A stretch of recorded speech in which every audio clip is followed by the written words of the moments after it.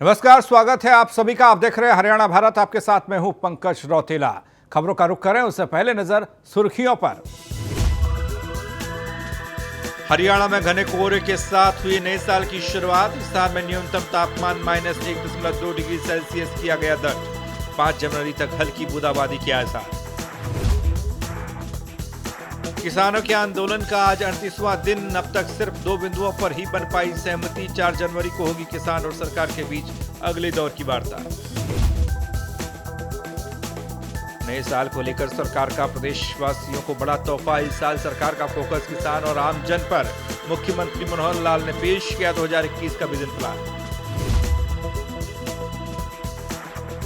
नए साल का कैदियों को मिला तोहफा। प्रदेश की जेलों में बनाए जाएंगे रेडियो स्टेशन। कैदी होंगे आरजे और रिपोर्टर, करेंगे मनोरंजन और सुनाएंगे खबरें।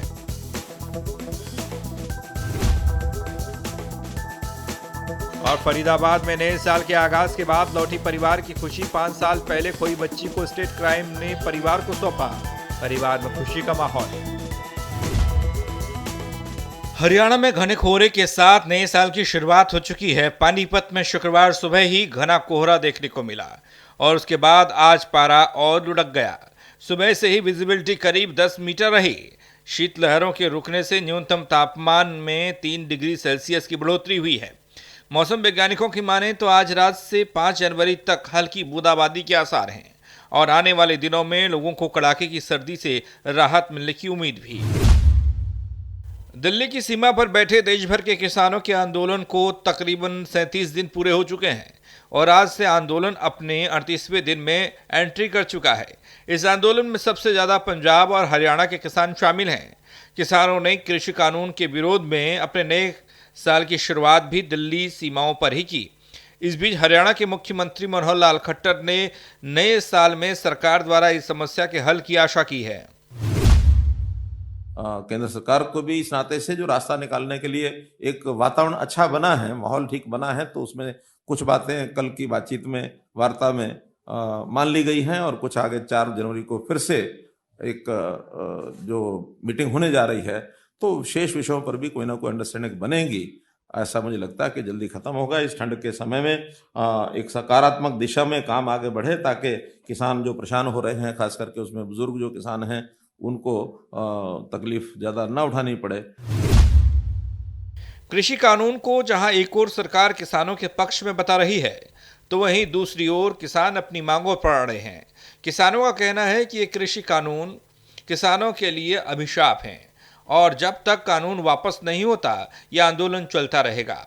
आपको बता दें कि किसानों की 4 मांगों में पराली और बिजली के मुद्दे पर सरकार ने सहमति भरी है, लेकिन एमएसपी और कानून को वापस लेने की मांग पर कोई फैसला नहीं हो सका। अब सरकार और किसानों के बीच अगली वार्ता 4 जनवरी को होगी। ऐसे में किसान नेता राकेश टिकैत का एक वीडियो सोशल मीडिया पर खूब वायरल हो रहा है। अगर आप धमसूद हैं, ये नहीं है, हमारे जो इशू हैं वो 3 बिल हैं। एमएसपी पे कानून बनाना है। रात हो गई थी कि आज ही फिर 4 तारीख में सोमवार में फिर बात होगी, तो बात फिर वहां से शुरू होगी। 3 बिल वापसी से बातचीत शुरू होगी। सरकार मान नहीं रही, दिल्ली लगाम ढिल्ली होगी। मोर्चा टूट गया फिर सख्त हो जाएगी। लोग ये ना समझेंगे समझौता हो गया। आप लड़ाई के लिए तैयार हो, अब क्या मोर्चे लगे हुए, इनका इलाज करे बिना ये मानेंगे नहीं। आप अपना भाई ट्रैक्टर ट्रॉली जोड़ो, उसके ऊपर तिरपाल डाल लो और जहां वे लोग रुक रहे हैं आज यहां से अपना मार्च करो। खुल गया अब ये।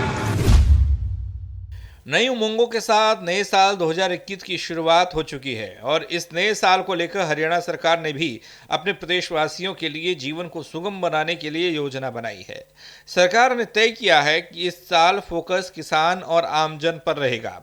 नई योजनाएं लाकर ई गवर्नेंस को बढ़ावा दिया जाएगा।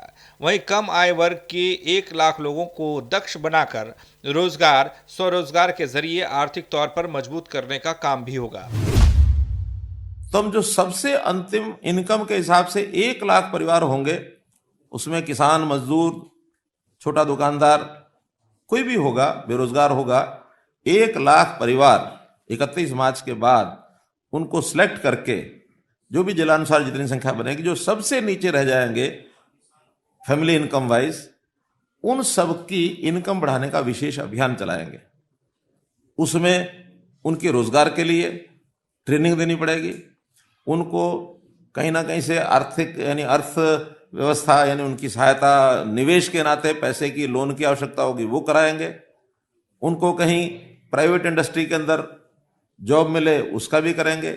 सरकारी में तो क्योंकि योग्यता से आना है, योग्यता जिनकी होगी उसमें आएंगे, और जिनको नहीं हम सिलेक्ट करा पाएंगे उसमें भी जहां कहीं तो आउटसोर्सिंग पार्ट 1 में भी जो ठेकेदार जहां कहीं काम में ला के रखते हैं उनको कहेंगे कि इनको काम दीजिए, और जो अपने पैतृक कामों में कुछ उनको सहयोग चाहिएगा वो देंगे।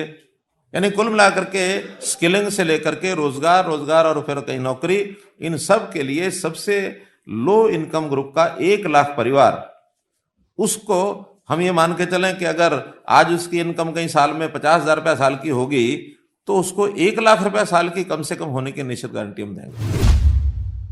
एमएसपी को लेकर किसानों का भरोसा जीतने के लिए सरकार हर संभव कोशिश कर रही है।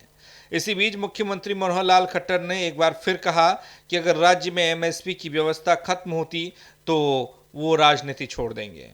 दरअसल किसान कानूनों को लेकर हरियाणा और पंजाब के किसान बीजेपी से नाराज चल रहे हैं और प्रदेश में भी कुछ किसान संगठन सरकार के खिलाफ प्रदर्शन कर रहे हैं, जिसे लेकर मुख्यमंत्री खट्टर ने ऐलान किया है कि हमारी सरकार एमएसपी की व्यवस्था जारी रखने को प्रतिबद्ध है।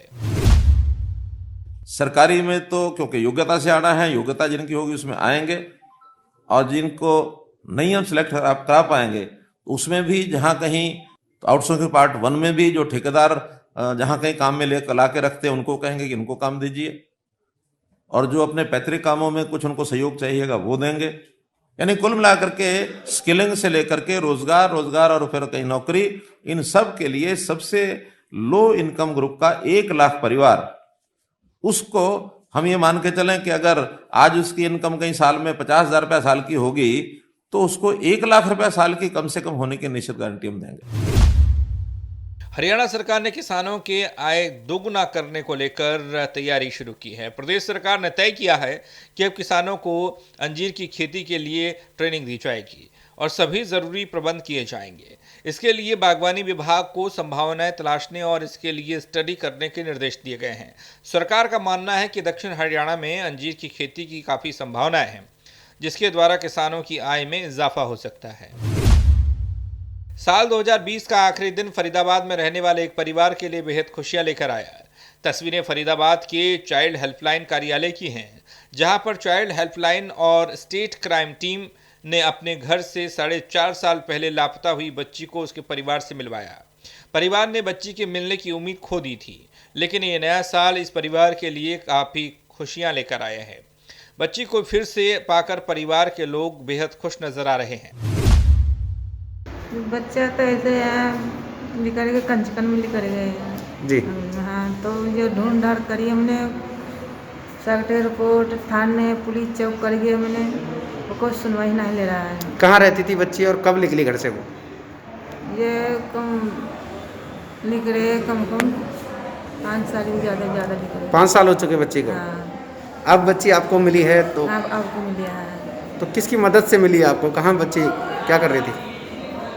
बच्चे के कंचका खाने के गए हैं। ये जो बच्ची थी पुष्पा नाम की बच्ची थी, और ये बच्ची करीब 2016 में लापता होती घर से, तो परिवार बड़ा परेशान था। परिवार ने कंप्लेंट भी लिखवाई थी अपने थाने में, और तभी से उस टाइम ढूंढ रहा था कि बच्ची सेल्फ होम में रह रही थी फरीदाबाद में ही। तो एक राज सिंह नाम का एक भाई है, सोशल वर्कर है, उसकी मदद से और चाइल्ड हेल्पलाइन की मदद से हमने बच्ची का परिवार ढूंढा है। तो आज सीडब्ल्यूसी के आदेश से परिवार को बच्ची को सौंपा जा रहा है।